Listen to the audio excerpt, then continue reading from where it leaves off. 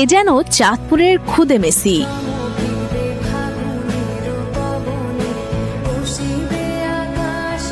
মাত্র 5.5 বছর বয়সেই মেসি নেইমারদের মতো অসাধারণ সব ড্রিবলিং আর স্কিল দিয়ে সবাইকে অবাক করেছে শিশু সোহান।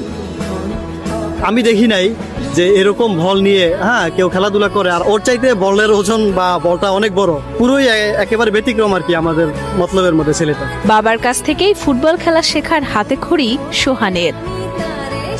তার বাবা একজন সাইকেল মেকানিক হলেও ফুটবলের প্রতি রয়েছে তার ভালোবাসা, তাই তিনি চান ছেলেকে সেরা ফুটবলার বানাতে। স্বপ্ন পূরণ করতে প্রতিদিন নিয়ম করে ভোরে আদরের সন্তানকে ফুটবল খেলার কৌশল শেখান তিনি।